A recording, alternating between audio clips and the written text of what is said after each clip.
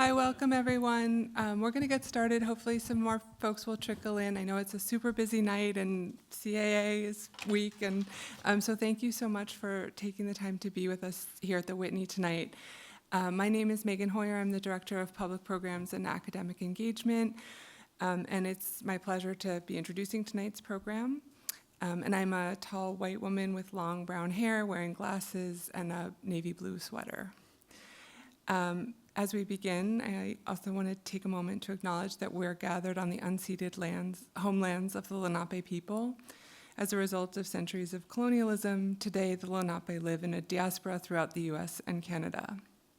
Alongside the Lenape, many other indigenous nations have ancestral ties to this place, now known as New York, including the Seneca, Cayuga, Tuscarora, Mohawk, Oneida, and Onondaga, as well as the Shinnecock and Puswatuck.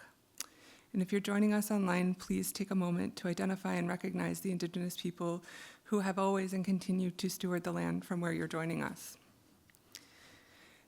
Tonight's program is occasioned by a publication of a unique collection of essays edited by Suzanne Hudson and Tanya Sheehan.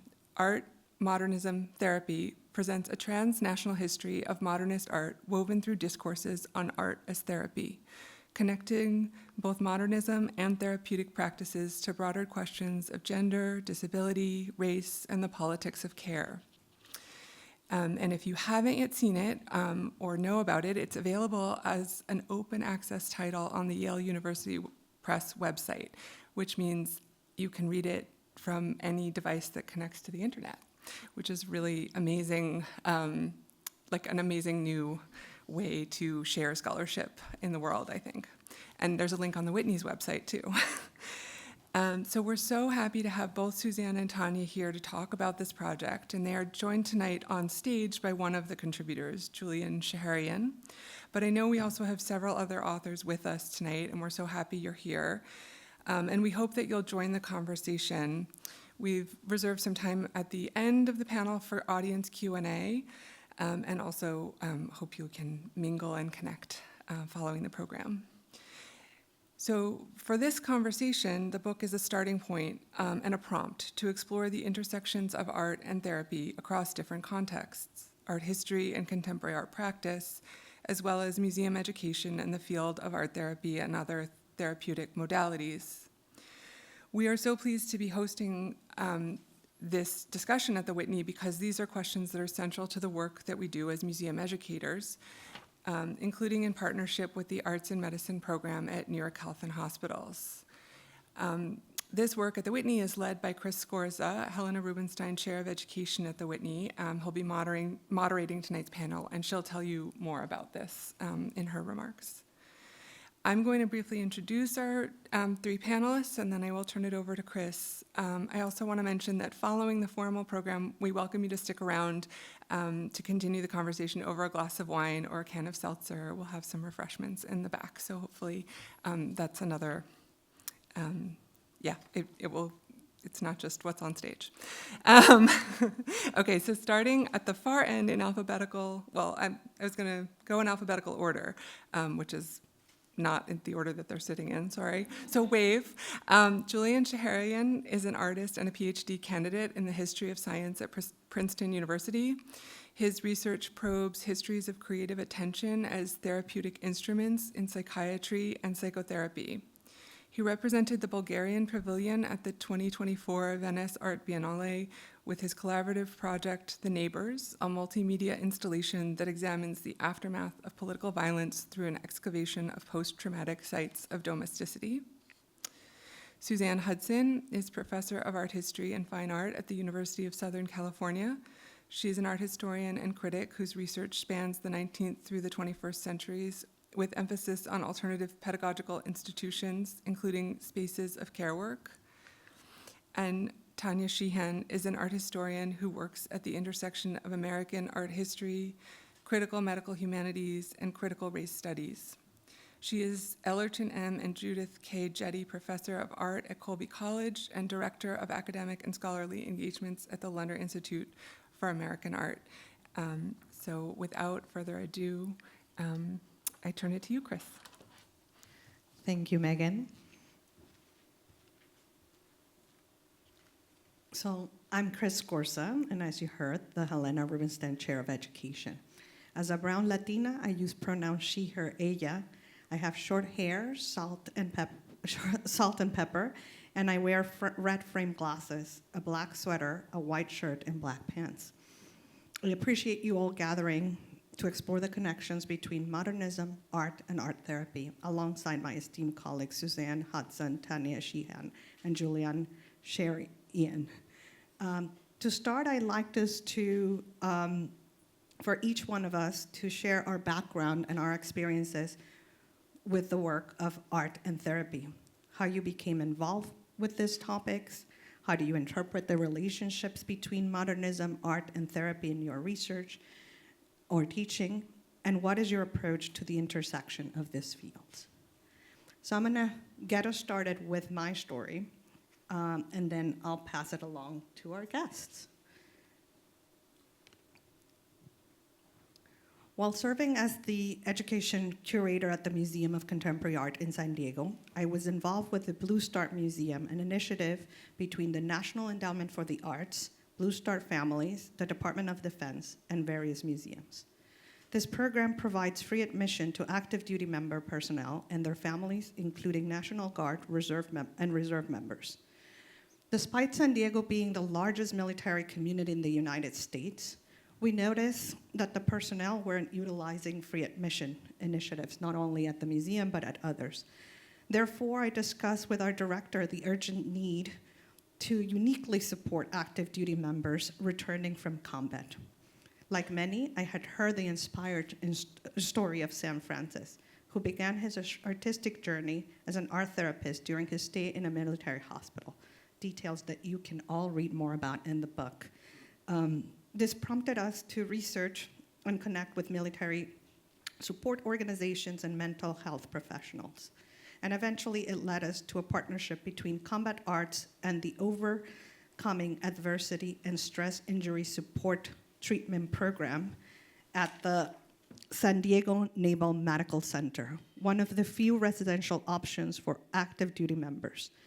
The museum served both as a creative incubator and an oasis, enabling participants to explore galleries, create, and appreciate ocean views. And here is an image of some of the members alongside work that they created during this program, and that was always year to year exhibited at the museum, alongside artists from the collection. 7 years later, after supporting over 100 participants in small cohorts, it became a model for other museums and be a hospital. Fast forward, I started my work at the Whitney. I shared this story with Lori Tisch and Rick Lufgloss from the Illumination Fund, who introduced me to Larissa Tinder, who's Assistant VP of the Arts and Medicine Department at New York City Health and Hospitals. The program supports workforce wellness. Together, we partner, and then she invited us to join as one of the museum partners, where we do art observations in the hallways of the museum. New York Health and Hospitals has one of the largest collection of art in a public facility. And after working with them in art observation, we participate in an open studio workshop, in this case led by my colleague Sharon Ivkonikoff, a licensed creative art therapist and mental health specialist. Together, we present new materials, new ideas, and new ways to think about the work that healthcare professionals do with us. And in the short 2 years of this program, we have observed the remarkable power of the arts as outlined by Susan Massman and Ivy Rose in Your Brain on Art, which deeply rooted in ideas of modernism, which our panelists will discuss. Before I pass the microphone to Suzanne Hudson, who will share her experiences, I will want to thank my colleague, Larissa Tinder, who's here, and in the audience, as well as Lori Tisch, who is probably joining us remotely, and Rick Lofglass, who's also here in the audience, for their unwavering support. I think this conversation wouldn't have emerged if I hadn't continued this type of work. Thank you, Suzanne. Thank you, and thank you so much to Megan and to everyone here, the Whitney, for inviting us and hosting us tonight and being part of the conversation, and to all of you who we hope will very actively participate in the conversation to come as well. So I am a middle-aged white woman with long brown hair and wearing all black, which makes that easy. So I'll jump right in. So, oh, thank you so much. Thank you so much. So I came to working on art therapy in a somewhat circuitous way, which I will try to narrate a little bit for you, albeit somewhat briefly. But being here is actually really significant for me because the research that I'll describe momentarily actually started while I was working here in the education department at the Whitney when I was a graduate student, and I was also a teaching fellow here, but researching not the Whitney at that time, but actually MoMA, which you see an image of material from on the screen. So what happened was I found my way to art therapy because I was working as I say, here, and becoming very interested in questions of histories of education departments and museum, and thinking about when we often write or think through questions of institutionality, it often involves exhibition and display, questions of curatorial selection more so than histories of education. But it just so happened that the dissertation I was at that point writing was on the artist Robert Ryman, and this became the subject of my first book. But the reason the education department was so germane was that he was a guard, actually initially a temporary relief guard, and then a full-time employee at the Museum of Modern Art for much of the 1950s. And he was at that point a musician, actually a jazz musician, and he was able to access courses for free in MoMA's education department because he was an employee. So I kind of followed the story where it went and did a lot of research into what was at that point in the period that he was there in the 1950s called the People's Art Center, which was run by the MoMA Department of Education for decades. And as it happened, I discovered a cache of materials, an image of which you see here, about the War Veterans Art Center, which actually preceded the People's Art Center. And so what I came to discover was that this educational mandate was the direct result of World War II and the idea that MoMA wanted to have some form of rehabilitative work happening in actually the galleries and in educational spaces of the museum. And this lives now in my book on Robert Ryman, and I think it's one sentence, possibly two sentences, that the museum sunset these activities when they were taken over by other facilities, including Bellevue. The Red Cross was, of course, intimately involved in these projects. Funding kind of went elsewhere, but the template of these courses persisted. And so these programs and curriculum was developed for veterans, remained as part of MoMA's educational mission, changed only in name and the kind of clientele who were being served.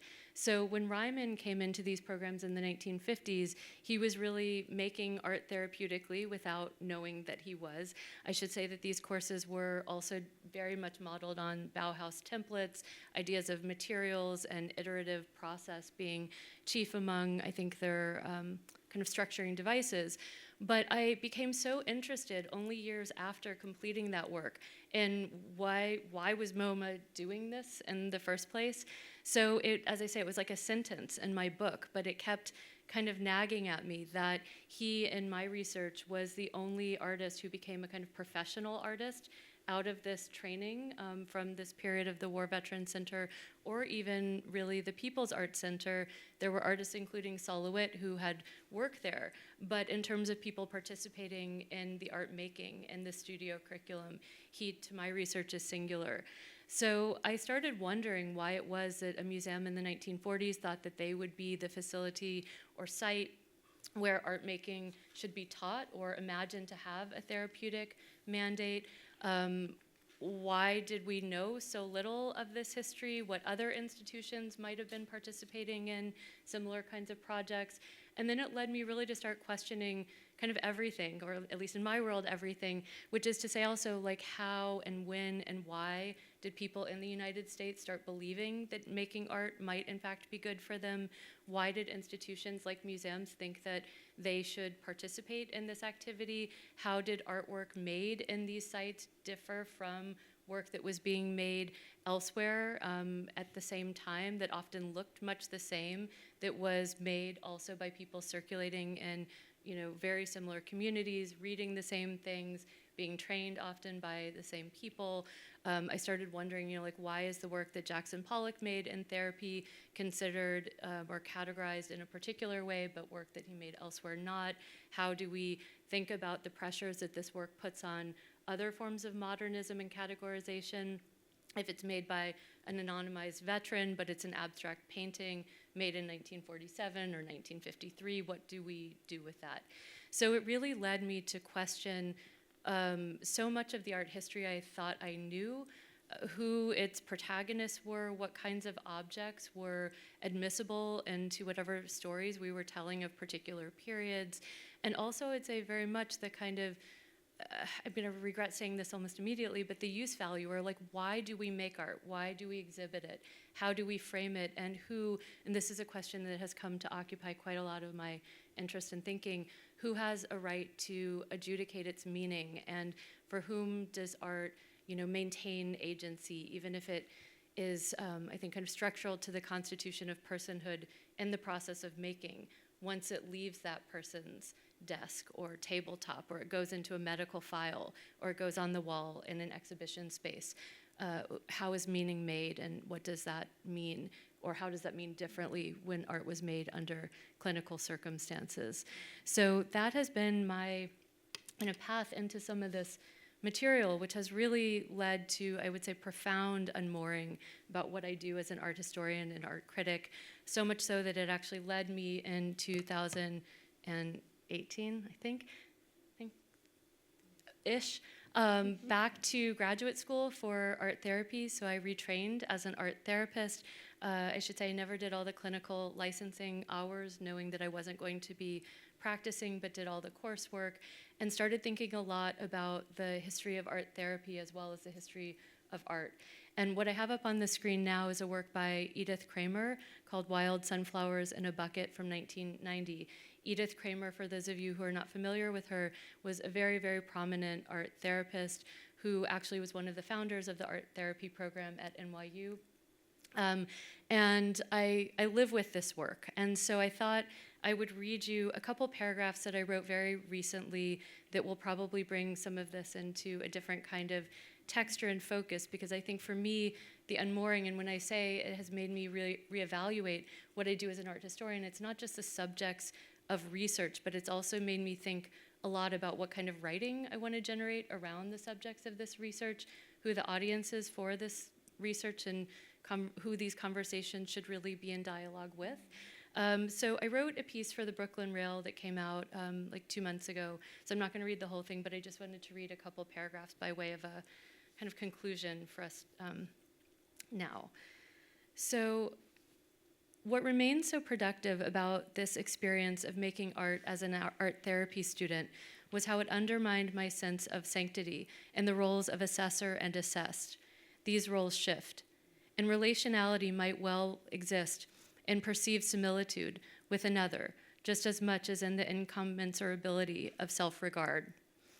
If I had started as an interloping scholar and became a participant observer, I emerged my own subject.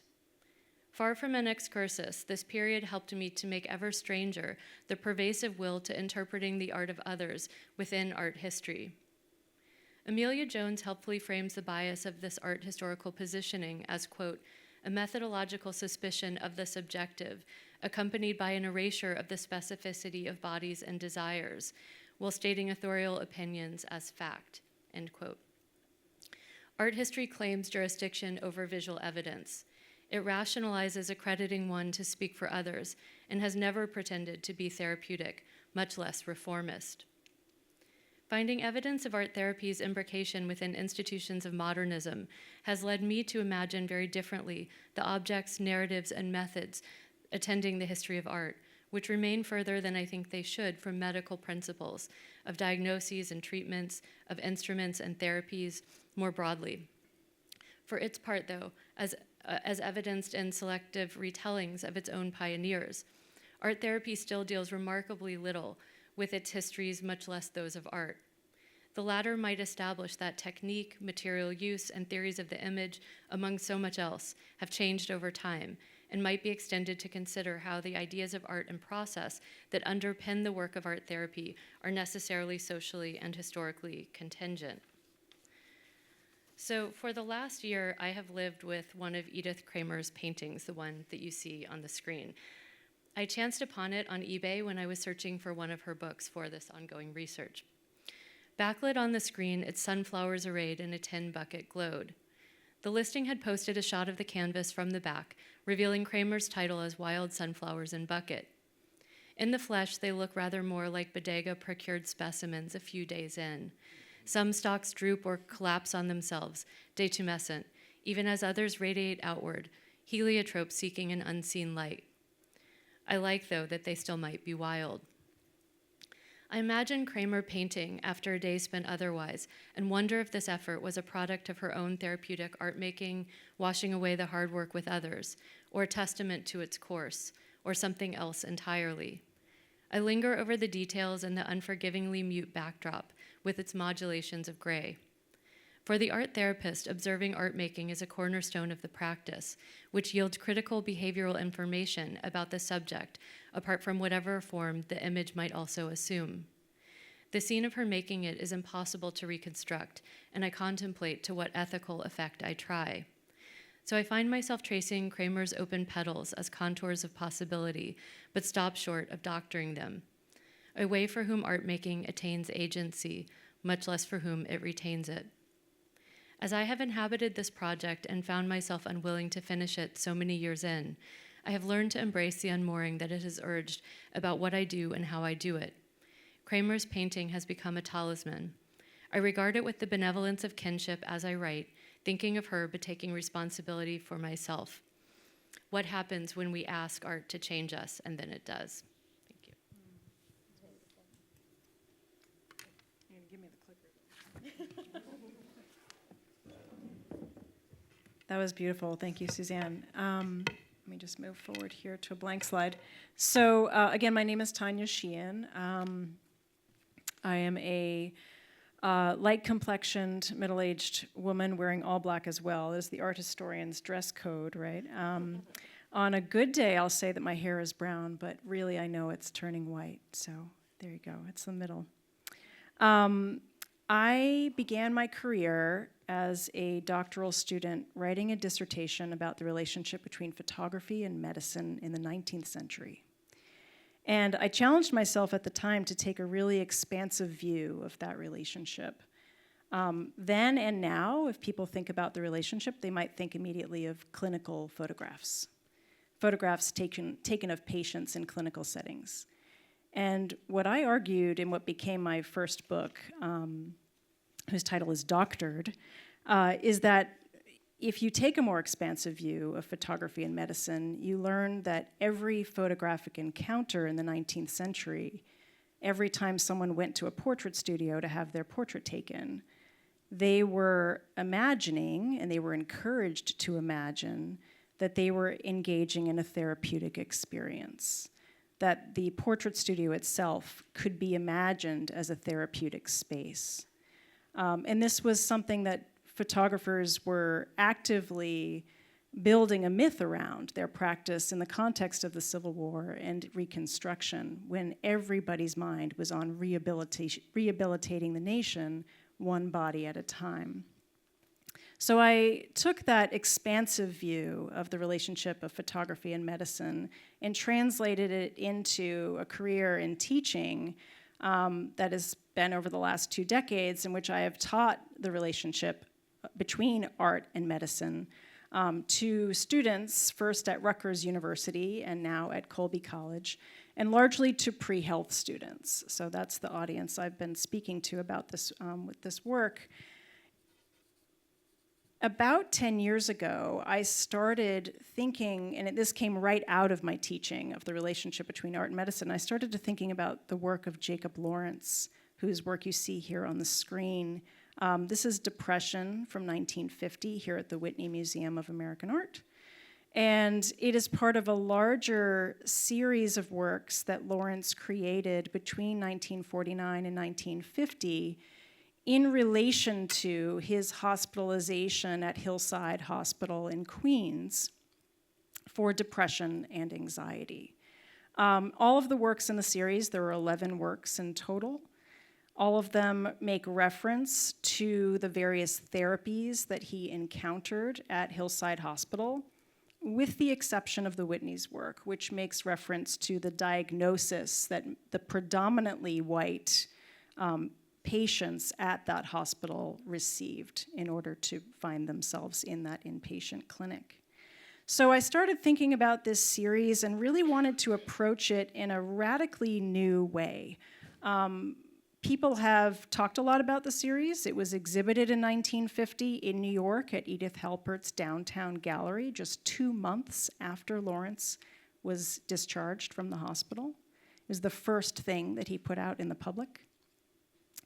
And people have talked about it then and now as merely documenting his experiences at the hospital. So this is what he saw, this is what he represented, or even, these are the kinds of therapies, art therapies that he received there, and these works must have been the products of those art therapies.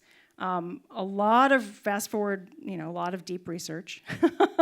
I discovered that was not the case. And in fact, these are, as we would imagine them to be, as works of modernism, complex commentary on the relationship between modern art, therapy, and race relations. He was integrating the visual vocabulary of the various therapies that he encountered at Hillside Hospital to create something entirely new, something that was as much an aesthetic project as it was a political project. I'm very happy to say that this work will continue. I did publish some of it in the Art Bulletin last summer, but it will continue in the form of an exhibition that I'm co-curating with Lauren Applebaum, who's right here in the audience, at the North Carolina Museum of Art. It's scheduled to open in the fall of 2027. Oh my gosh, that's a lot of years. I almost said 2007, but it's not there anymore. And we're going to bring together what became known as the Hospital Series for the first time since 1950. 2 of the works are missing, 9 of them are extant. We're hoping to resurface the other 2. There will be a catalog, more on that to come. But I do want to say that this is part of a larger book project that I'm engaged in that's looking at how African American artists between the 1930s and around 1960 engaged with the subjects of medicine and public health. And it all starts in New York at the Harlem Hospital, where between 1936 and 1940, artists were working under the supervision of an artist named Charles Alston, and they were creating murals with support from the Works Progress Administration, the WPA. So this was a federally funded art project. And you can still go to Harlem Hospital today and see these wonderful murals on display. They've been removed from the original locations within the hospital and placed in a beautiful pavilion on Lenox Avenue, and you can go and see them there. And what I'm showing you here are 3 of the artists who have been wildly understudied in that project, and they are the 3 women artists who were on the team. We're looking at, and this is them actually painting those murals. We see on the far left, Selma Day, in the center, Elba Lightfoot, and on the right, Georgette Seabrook, who became known as Georgette Seabrook Powell after she married. I'll just say that what I'm interested in here is how their murals, which were done in the children's wards as well as in the nurses' recreation centers, and you can already begin to imagine the gendered nature of their assignments. We're actually engaging in a kind of proto-art therapy discourse. These artists themselves talk about their work on these murals in therapeutic terms, the actual practice of making, but they also were creating spaces with the intention of allowing the people who were going to occupy those spaces, so children who came to the hospital, the nurses in their downtime, would find through this artwork a space of refuge, a space of therapy, and a space of rest. And so I'm really interested in how they were engaging with that discourse well before art therapy was even established as a profession in this country. I will say only one more thing, and that is that I saw the book that Suzanne and I co-edited and that Julian contributed to as an opportunity to continue to think very expansively about the relationship between art and therapy. And one wonderful thing I think the book does is that, yes, it looks at the history and the practice of art therapy from an art historical perspective, but it also, as I think I've illustrated through some of the work I've shared, it also tries to think about how modern art, and specifically modernist art, has always engaged in some way with therapeutic discourses, even when art therapy wasn't per se being practiced. And we're going to give you some more examples over the conversation of that, but I did want to put that out there as I think one of the major contributions of the book. You got your own. Thank you.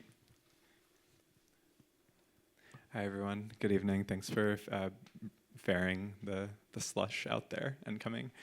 And for the sake of description, I am, I guess, a man of average height, and I'm wearing mostly black, but the wool pants are a little bit bluish, and I'm maybe of like light or olive complexion. So, clicker. Yes, thank you. I'm going to start by sharing a story that is quite close to maybe my heart and my own kind of life story. And I'll sort of walk you through a set of 3 scenes or situations that I think characterize how I came into thinking about the relationship between art and a kind of therapeutic ethos. So I'll move into the sort of historical present tense and just speak in the present tense, but it's 1995, and I'm 4 years old, across the river from here in Carroll Gardens, and I'm living with my parents at the time. Totally appropriate. I'm glad you understand. My parents had very recently arrived. They were political refugees from Bulgaria.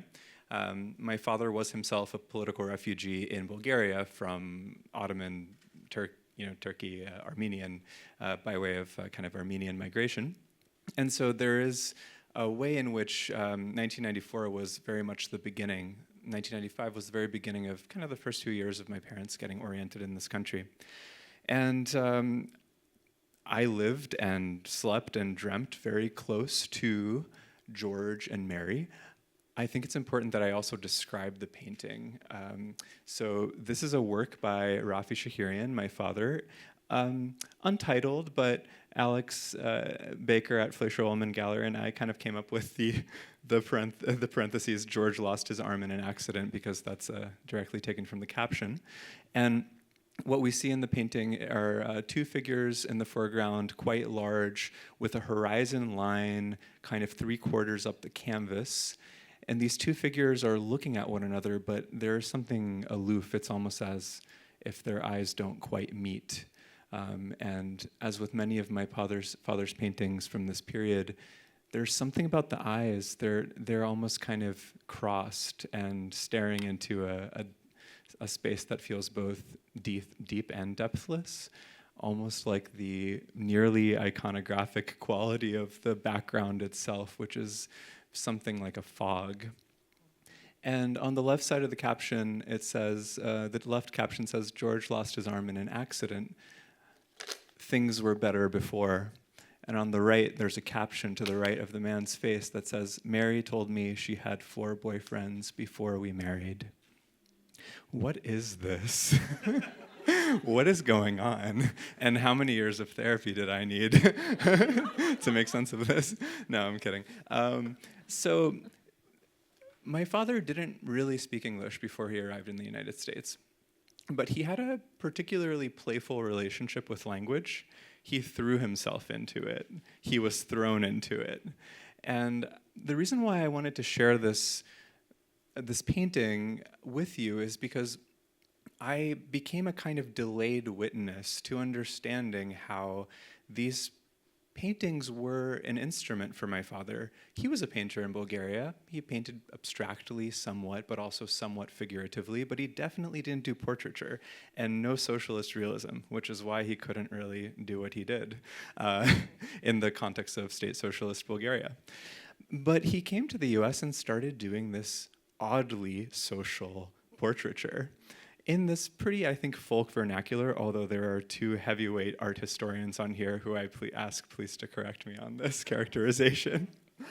And I know that when my father worked on these, he very much was looking for a way to kind of disentangle himself from what he knew or thought he knew. And there was a way in which his practice of painting was a prayer, a kind of holding of space for something unknown. He listened to Sufi qawwals by Badar Ali Khan and Nusrat Fateh Ali Khan as he painted this body of work.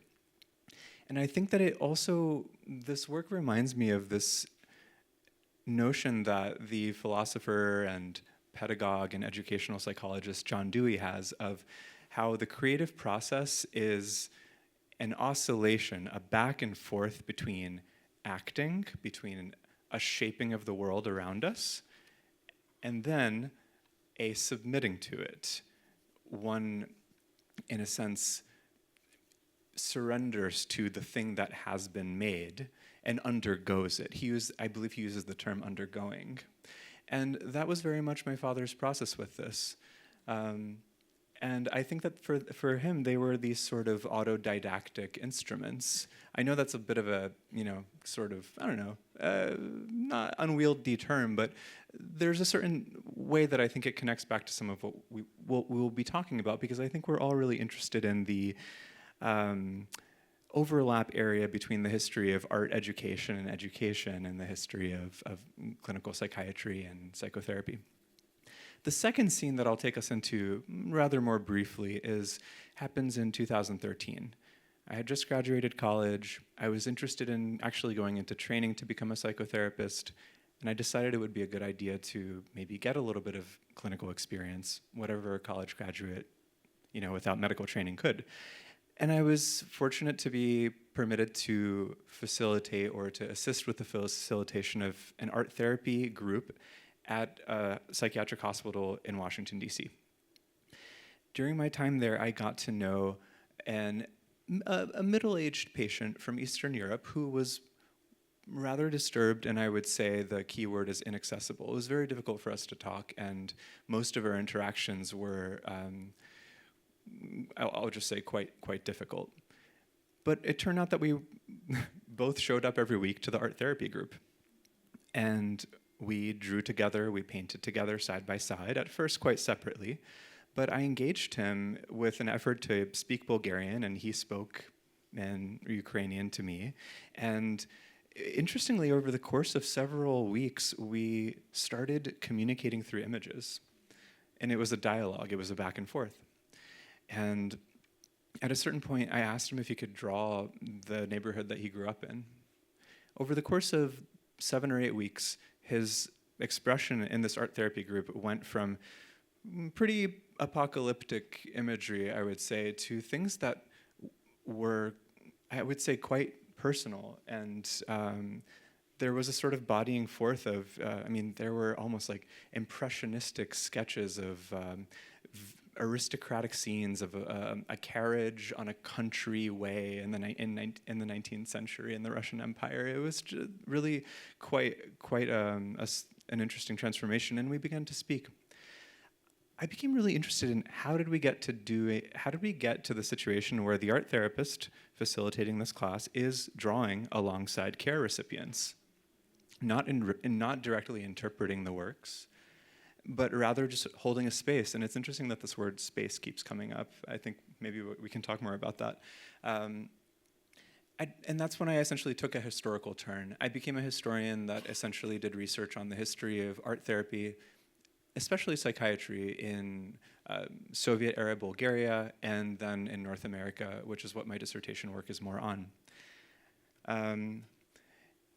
And I'll just say that more recently, in my collaborative work with Krasimira Butseva and Lilia Tupuzova, we created this, essentially the project, The Neighbors, over the course of the past 10 years. It was recently the Bulgarian Pavilion at the most recent Venice Art Biennale, and it's a different angle on questions of, I would say, attention and therapeutics, because it's a project based on an archive of oral history interviews that my collaborators conducted over the course of between 2004 and 2022, actually.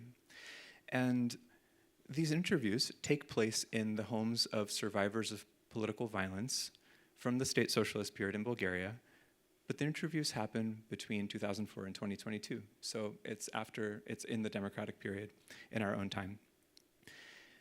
The installation itself is a multimedia installation. Oh yeah, for the sake of accessibility, I should say, we're looking at a photograph, an installation shot from the Bulgarian Pavilion, and we are inside of the living room, which is one of 3 rooms, a living room, followed by a bedroom, followed by a kitchen in the depths of the space. And we're seeing found objects, and there are sound and video projections within the space. For the purposes of just kind of an introduction, I don't want to keep, I'm eager to get to the conversation. I will just say that when we listened back to Lilia and Krasimira's interviews, we noticed so many moments where there's noise picked up by the microphone. Oh, we have such good sound technicians tonight that I can't do it. Thank you. It's incredible. So essentially it made an impression on us that so many things were picked up by the recorder microphone. The sound of a sleeve scraping the table, water in a glass being pushed across the table, somebody walking away from the table to get to the phone. And it was actually our attention to those latencies and even those distractions and interruptions, and you could even say sort of imperfections within the audio, that brought us into a methodology that really draws on Lilia's theoretical framework, thinking about Bulgaria's culture of silence around a set of events that the state has not acknowledged. And basically, the installation facilitates an encounter and invites an audience to bear witness. And we can talk more about this later if it's meaningful. Thank you so much. Thank you, everyone. These are amazing entries into our conversation. But I'm going to take us through a few questions. And, sorry. I'm going to take us through a few questions, and then we'll have time for you, the audience, to ask some questions. Yeah, the book cover. No, there. So for those that haven't seen the book cover, here it is. And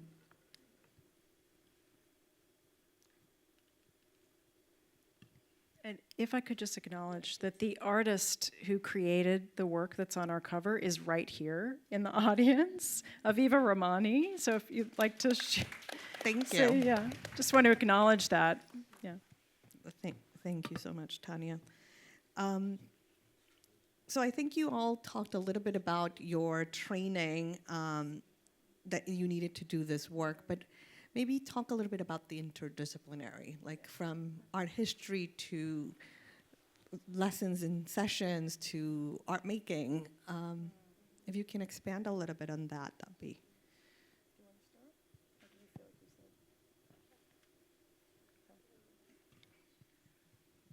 Well, nothing can compare to the retraining that you did over 2 years, right? I mean, there's an incredible, funded by the Mellon New Directions grant, which And was, the fact that they call it a retraining, I think, is worth underlining. That, I mean, I think it's interesting because it's not like a de-skilling, re-skilling. It's like a retraining. And so then the question becomes, is that an overlay to extant training, or does one supersede the other?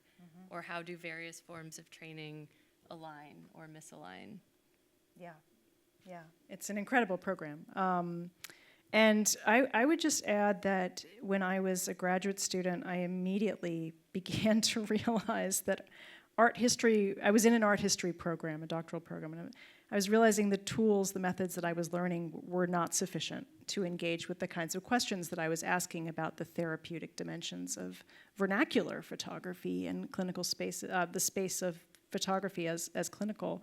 And so I turned at the time to Science and Technology Studies, STS, to think through the social dimensions of scientific knowledge, in this case, medical knowledge, or even, the scientific dimensions of photographic knowledge, or medical dimensions of photographic knowledge. More recently, with the work that I do now, I've been turning to a field that didn't exist when I was a graduate student called medical humanities. And I've been retraining on my own in the field of critical medical humanities, which looks at how ideas about health and illness have been constructed in relation to history, in relation to culture, ideas about the political body, the politicized body. And I've been pushing, along with Suzanne, and other art historians have been pushing for the critical medical humanities not to instrumentalize art, right? So that it's kind of reproducing the thing that the critical medical humanities was working against. So their claim was, their concern was that medical schools, medical knowledge was instrumentalizing the humanities. And so often that's what happens with the arts now, with medical humanities. So we've been trying to think about art not as an instrument of medicine or the medical humanities, but really art as entangled with medical discourse and the field of medical humanities. So I'll end it there. May I say one other thing about that? Because I feel like I spent a lot of time talking about my retraining, so I just didn't want to take the floor too much. But just to say that I think what it has led me to think a lot about, which is why I wanted to kind of read those paragraphs at the end that I did, was the complicity of art history. It's kind of exactly where you ended up. I mean, I think what I realized through my retraining in art therapy is the kind of, the attention to transference and countertransference and the questions of assessment that are so central to the act of the work of art therapy, and how little we think of those methods, actually. I mean, I think they're often assumed, or that, we as art historians, our job is to interpret the work of art. And that has a whole set of meanings within this disciplinary framework. But I think I've come to feel and want to kind of actively argue that it's much closer to a kind of biomedical framework than we as art historians have acknowledged. So whether it's a kind of thinking about certain biographies of artists as very akin to case reports, or the ways that we utilize the detail as the symptom, or I think there are a lot of aspects of the kind of professionalization of art history that are, to me, much closer than I think we have kind of collectively acknowledged them to be to practices of doctoring. Yeah. I mean, I'll just add to that before I let you in, Julian. That one thing we've also, as art historians, been thinking about is how art therapy has been reluctant as a practice to engage in a kind of interpretation of the work in historical context, in social historical context, to really spend time with the formal elements of the work as they relate to precedents outside of the clinical encounter. And so we've been reminded, even though as we've turned away from art history to look at the medical humanities, at art therapy, how important art history really is to do the work we're doing. And so I never thought that I would have a newfound appreciation for art history, because I've been sort of railing against it my whole career as an art historian. But in fact, I've found that is the case, that it has a lot to offer. Tanya, I think it's interesting that we have done a little bit of a almost like switch where I've come at this researching the history of art therapy from the position of a historian of science, and especially at the therapeutic mind sciences, and I've had to reach for an art historical vernacular and set of methodologies. I'll say the good part about, I'll say what's like the good news about history of science and science and technology studies in terms of how it can help us think about the history of therapeutic, creative, and artistic practices. When I first started doing this research, I had to do a bit of almost double layer reading where, I'm reading the vision of the field by my historical actor, let's say Margaret Naumburg, who Suzanne Hudson is going to have absolutely incredible material on to share with us very soon. And Margaret Naumburg has a very particular vision of the field, and she did a lot of work to establish that in the 1940s and 1950s and much beyond. For example, she's someone who doesn't have necessarily a conventional background as a clinician. She studied under John Dewey and Maria Montessori, opens up the first Montessori school in the United States, and she has a career as a progressive educator before she begins actually experimenting with art therapy. I think what a history of science perspective kind of tells us about, can help us with, is that I think that when we're talking about art therapy, we're talking about something that has very deep tendrils, where the names for the things change over time. I've been spending more time than I ever thought I would with late 19th century texts that are, essentially of somewhere between moral philosophy and aesthetic philosophy at the moment, thinking about how questions of truth and beauty came about, but also thinking about how sanatorium practices in a sort of pre-Freudian moment look away from the prescription of rest and towards actually work and occupation. And something that we've spoken about amongst ourselves about is the big shadow role of occupational therapy as an object-oriented kind of rehabilitative practice. But I guess I want to say that there is also a way in which I think our historical actors were interdisciplinary without necessarily being acknowledged as such, or precisely because they were interdisciplinary, they encountered resistance. Yeah. Naumburg kind of barnstorms across the US talking to nursing professionals, OTs, and social workers, trying to sell them on the idea. And it's interesting to think about these auxiliary fields that are not dead on sort of biomedical, and by the way, many of these people are really brilliant experimenters who are women who couldn't actually get a degree in clinical psych. Yeah. So there are histories that kind of require us to pivot between these disciplinary fields within the histories, but then it also requires a disciplinary pivot as a historian of this stuff. Mm-hmm. Thank you. I'm going to take us through one or two more questions, and then we'll open the microphone. One of the things that we've heard in these stories is that institutions like museums and hospitals have played a big, important part in your research. Can you tell us more about that role and how they help bring into the dialogue of modernist art and therapeutic discourses? So just sort of diving deeper into those relationships. Sure. Sure, yeah, I'm happy to start. So, and maybe just coming off of your point about occupational therapy, something that I've been really surprised to learn in research I've been doing into the American 30s is the extent to which occupational therapists were actually exhibiting the work of their patients, now we would call them clients, potentially, but at things like hospital conventions, medical association fairs, but also in museums. And part of the argument that I want to make about this as a set of practices is that, it really was a kind of reciprocal pressuring institutionally. But you have in the 30s with occupational therapists, and I think this sets the kind of groundwork for art therapy in the 40s at places like MoMA, you have people who are really precariously employed or underemployed. And so you have all these workers who are or had been historically employed by the United States government, who in the 30s are losing some of these contracts. And so they are actively advocating for their profession and their work and using these objects that the people who they work with clinically have produced to kind of tout their own services as a kind of self-preservative mechanism. And so exhibitionary culture comes in a really strategic way, I think, for a lot of the practitioners to really show what it is that they do. Because how can you really point to, limb functioning being restored or life being somehow more habitable for an individual? It's like these are markers of process that exist outside of the walls of the galleries. And so I think it really is as much about the caregivers and their professionalization and their claims to labor for themselves as it is for the kind of groups of people who they're helping.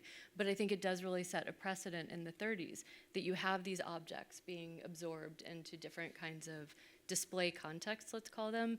And this is alongside also debates within the history of occupational therapy about whether patients should be paid if they sell this work, whether that is part of rehabilitation, is to actually allow people to be financially not even secure, but to be remunerated for that labor. And so back to the point of labor, I think, as well.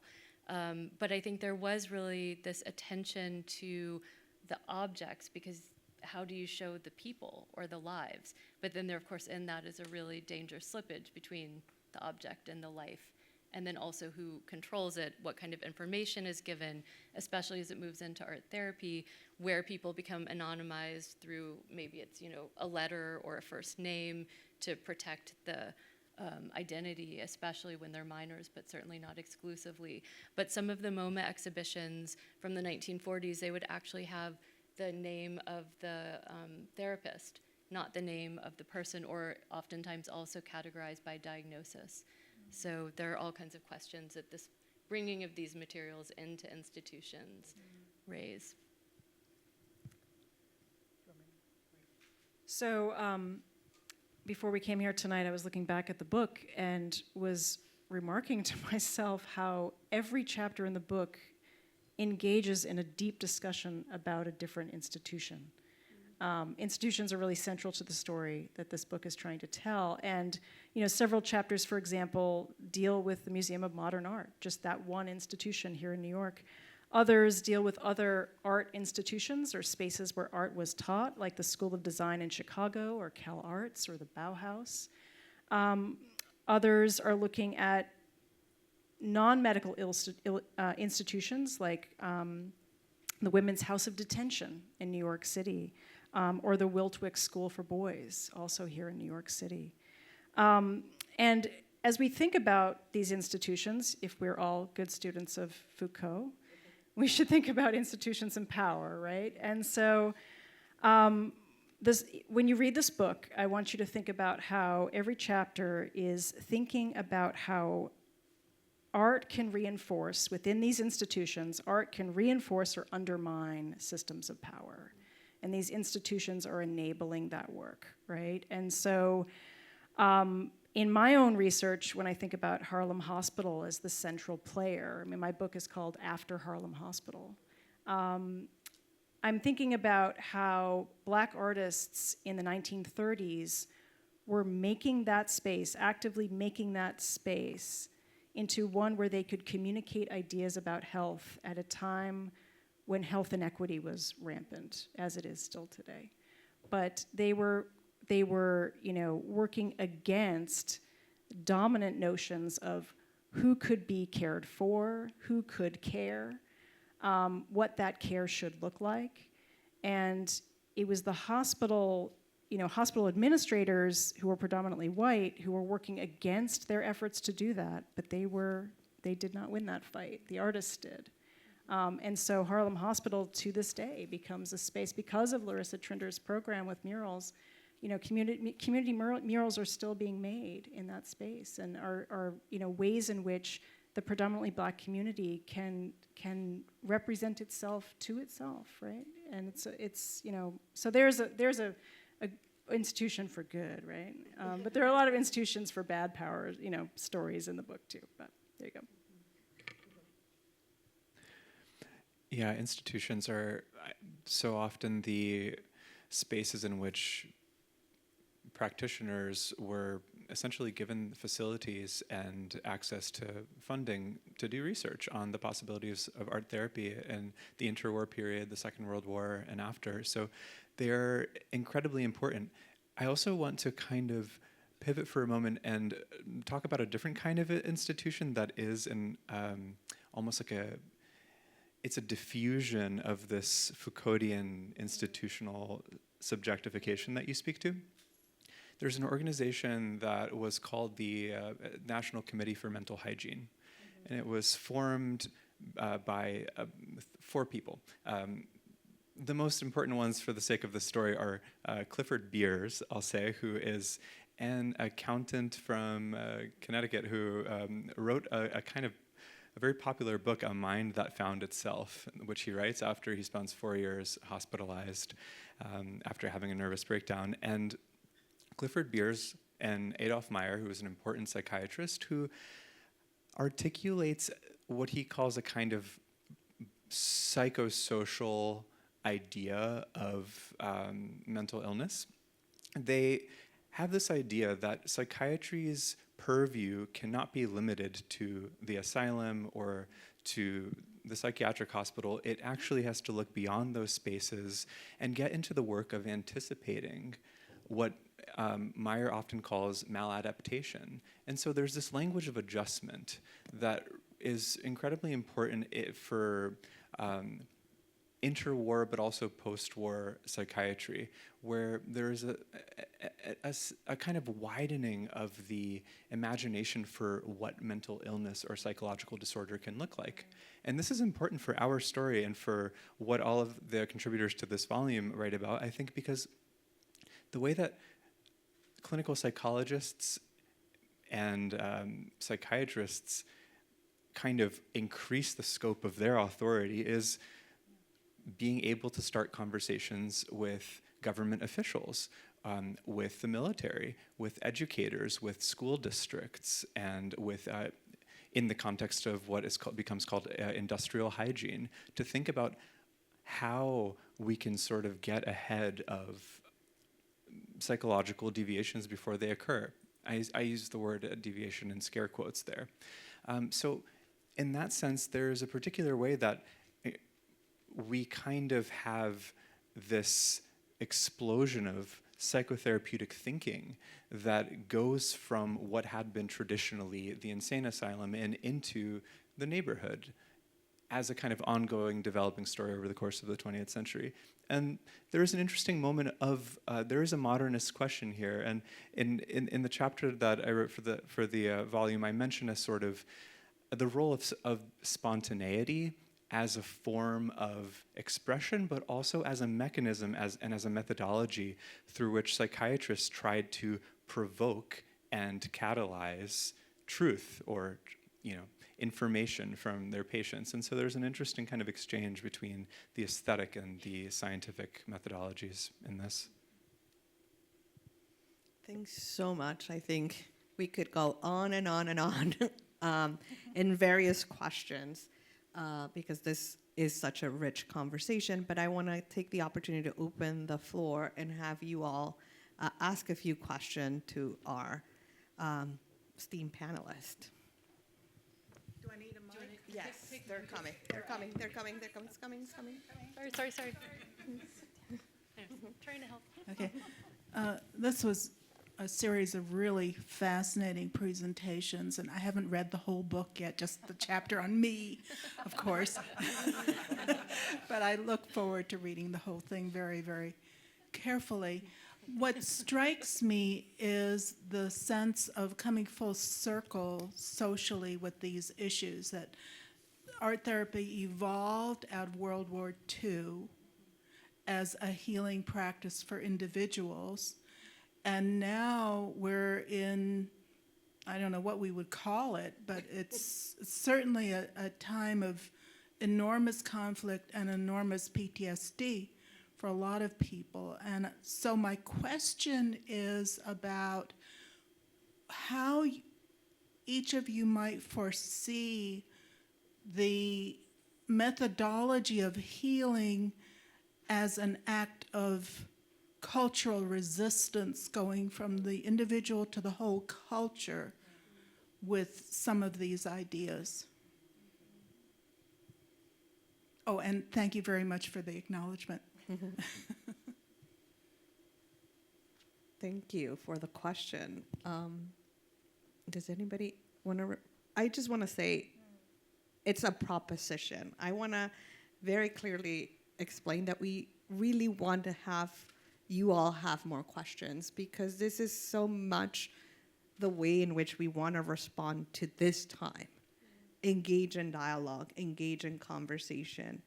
And I do see this form as a form of resistance, where artists, therapists, clients, hospital personnel, we're all engaging in this process. I think for many times, we think of the process from like the clinician to the patient, and that there is no reciprocal experience. In much of our work with health and hospitals, that experience is so reciprocal. We, as the educators and the artists, are creating art alongside our participants, and many, many times we are also engaging in that role of resistance and healing, and a much powerful conversation that I think hopefully we can stretch into other areas outside of the hospital and into the living room, into the neighborhood, as Julian was describing. But does anybody else want to answer? Well, I mean, something I've been thinking a lot about, I mean, this week, this month, this fall, you know, if we go back to the first Trump regime, so Karen Pence made it her pet project to sponsor art therapy. And this created a huge, I don't even know what language to put to it, unrest within the American Art Association, American Art Therapy Association, where a lot of people actually left because the association aligned with Pence, not because they necessarily agreed with any of the policies or politics, but because they felt that it was a kind of devil's bargain for visibility and funding to reach more people, to reach more, I don't know, like that there could be more clinical care, there could be visibility for this field that had really been so marginalized within, certainly, I mean, if you think about hierarchies of mental health care, I mean, I think the gendering of this, there are many reasons why art therapy has not been as kind of focal, I think, within healthcare delivery hierarchies as other areas of work. But so it was seen as a kind of, you know, we don't have to agree with her, but potentially work can happen because of this arrangement. Many people, as I say, like dropped out of the association. There were many protests. There were all kinds of things that happened in the wake of this. But it just makes me think about, I mean, questions of collectivity and how, you know, government also, I mean, other forms of institutionality are harnessed both for good and bad. And I'm not sure in this moment how to think about this question of scaling from the individual to the collective. I think there's clearly is and will be even more of a need to think and feel and be in solidarity in all kinds of ways, but I'm not sure what to do with exactly this question because of what happened with, I don't know, similar kind of politics a few years ago. But the other thing I want to say is it's also different. I mean, the distinction I would make is between clinical art therapy or licensed art therapists and art being made therapeutically in other contexts, which are very different things potentially. I want the contemporary artist to answer the contemporary question. So I'm going to defer to you in just a second, but I will say that what you're describing is precisely what I was after in my first book project, was trying to think about every instance of a photograph being doctored. Right, we still use that term now. That was coined in the Civil War. Was an instance that was part of a collective desire and need for social and physical rehabilitation. I haven't done that thinking around the present moment, but I'm wondering if you have, and that was what was inspiring your work at the Biennale.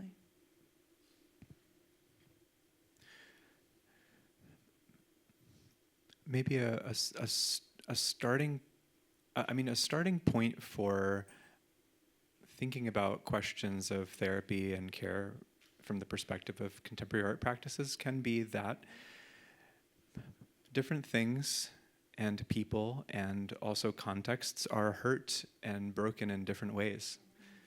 There are no uniform approaches or methodologies for doing what I like to call the work of remediation.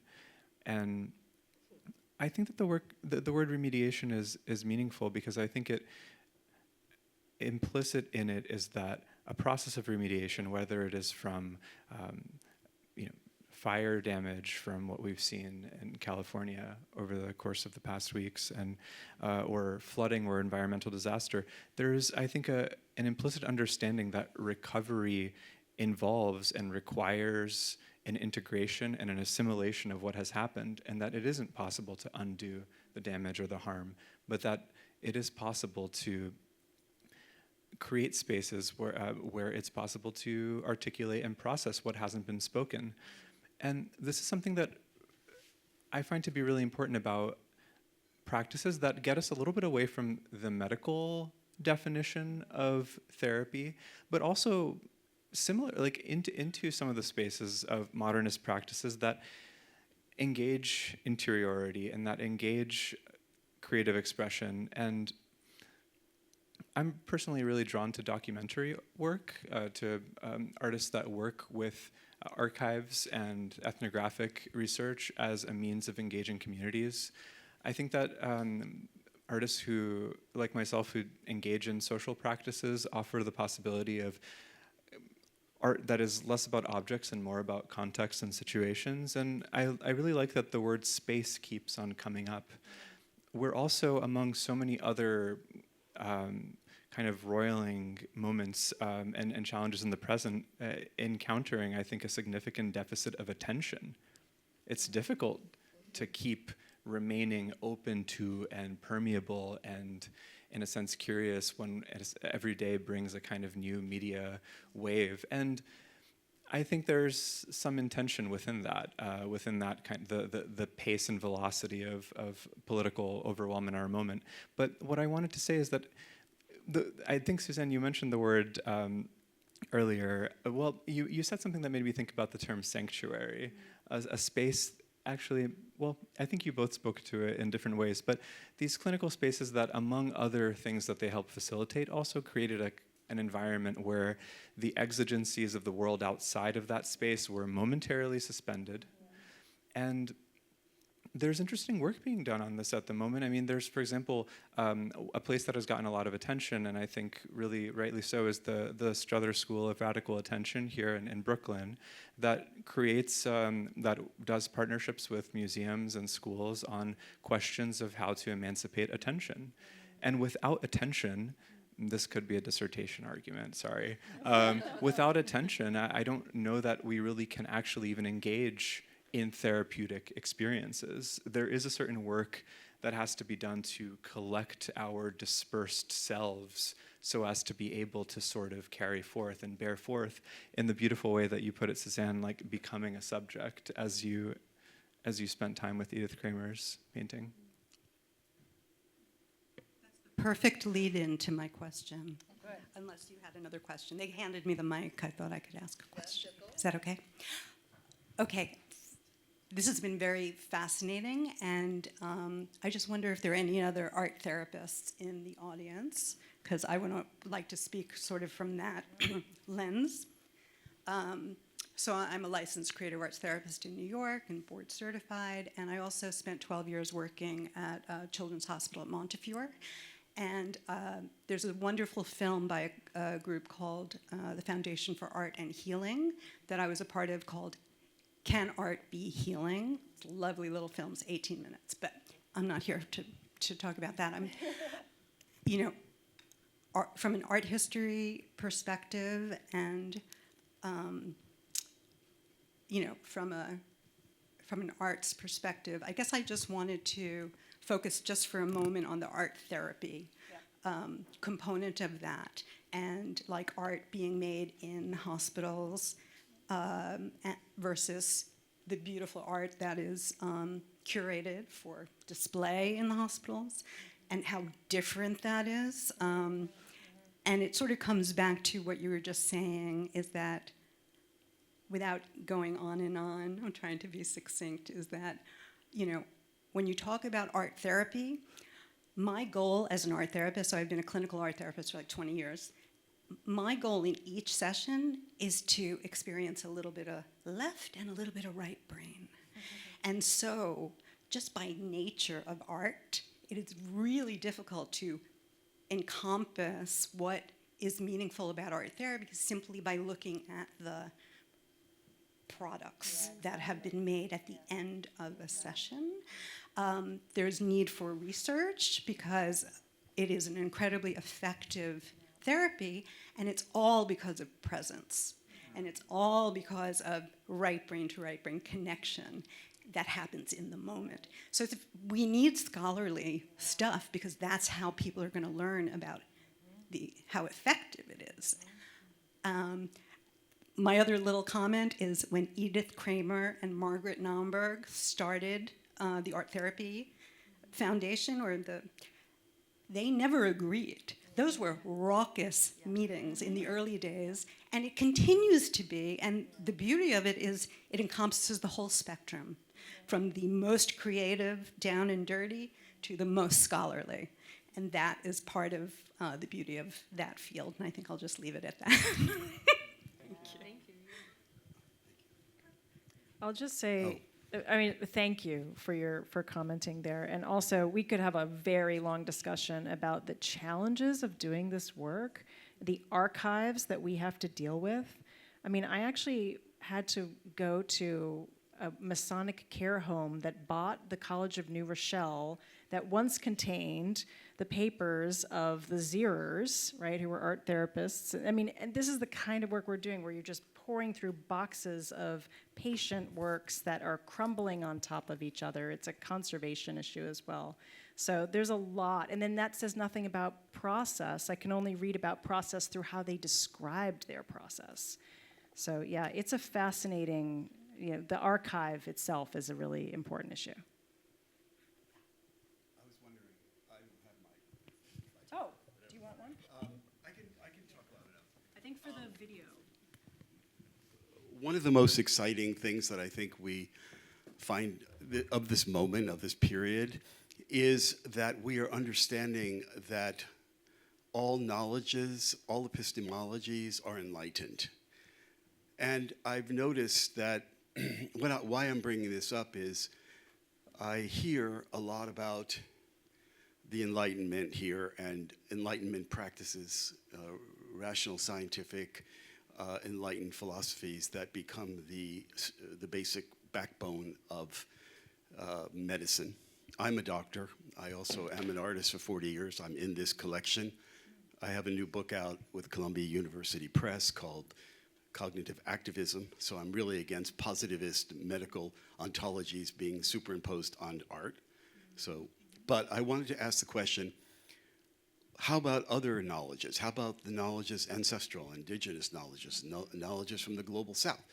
How are they becoming part of art therapy, and what is their role? Because I think we're in a moment where the epistemology of the Enlightenment is being displaced. I don't want it to be, I don't want it to be removed. I want it to be just placed, giving opportunities for other forms of knowledges to become part of the discourse that is practice, the affordances, rather than the gestalts.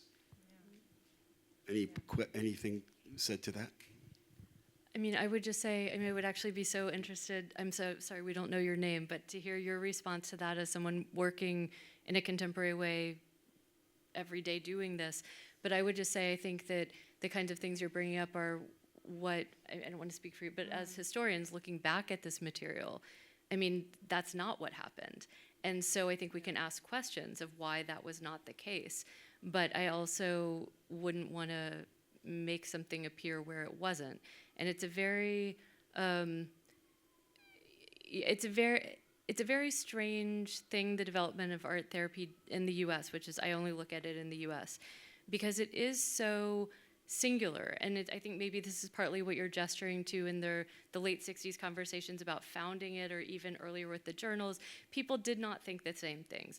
People were developing these very intimate forms of care work and thinking about how does that scale, how does that transfer even from one person in an encounter to another. So I think they're both deeply theoretical and not theoretical at all simultaneously, depending on where you're looking or when. But I think there is still a kind of medical default against which all of this is operating. And this is a form of ancillary care work within certain extant structures. So I guess I would just say for myself, and maybe both of us as historians working on this, I mean, we're trying to assess the historical record and to understand it. But that's a very different question from saying, what do we do with it? And what do we do with this now? And how do we transform this work going forward? Yeah, just to add to that, absolutely. This book focused specifically on the period from 1930 to 1970 and looked at transnational America, which meant, in our case, the case studies were drawn from the United States as well as Brazil. There were a lot of chapters that dealt with the Brazilian context, but all of them were talking about predominantly white institutions, and we acknowledge that in the book as something to be critiqued. Sometimes these are white institutions that are practicing upon non-white patients, and we are also critical of that. And so we hope that as a history, that this will inspire others to write other stories about the relationship between art and therapy, because this is a very narrow slice. You're absolutely right, and thank you for pointing that out. Thank you for the really interesting question. So I think we can kind of, I think it's possible to, what I'm about to say could fold in on itself. So you might ultimately be right. I might agree with you. But I wanted to say that we could hold some space within our conversation for some of the anti-modernist tendencies and influences that are also a part of the intellectual history of art therapies. I'm thinking here, I mean, first and foremost of Freud, who has been read as a sort of anti-modernist in the sense of being someone who is influenced by romantic psychologies and is thinking about the limitations of rationalization and the limitations of a psychological epistemology that can actually claim to coherently or regularly access the mind. I think we've lost some of that Freud for many reasons, because of its transatlantic translation, ego psychology, this emphasis on the part of the psyche that we can actually sort of, predictably instruct or teach. But there are other things in there, and there's a moment in the post 18th century development of work therapies in mental asylums that also participates in some of the 20th century occupational therapies and art therapies, where work is seen, yes, from an Enlightenment perspective as something that kind of structures and rationalizes, but is also seen as a certain way of accessing and accessing a kind of divine grace, something more transcendental. And I guess the last thing that I wanted to say is that the psychodynamic, psychoanalytic side of the American, at least the American, I would say North American, art therapeutic tradition is definitely not exclusive. That is a story that we know more about, but there are other approaches that we don't know about. We don't know about because they never, we would have to tell the story in reverse in a sense. What about these other paths that weren't taken? And so there are practitioners who are interested in rationalizing the I through the I, like Prentice Taylor, who are colleagues. And as you can totally imagine, Margaret Naumburg wasn't a fan of Prentice Taylor's approach. But there is a kind of negative capability that is definitely encouraged on the side of the psychoanalytic art therapists, which can be read as part of the Enlightenment story, but I think it also resists it in a certain sense. Well, I think with that, I think this is a great opportunity to close our sort of on-microphone questions for an opportunity to have some beverages and have a conversation here in the space. So if I can ask you all to join us in the back and share with our audience. Thank you so much for being here. Thank you for your questions. And let's keep the questions coming.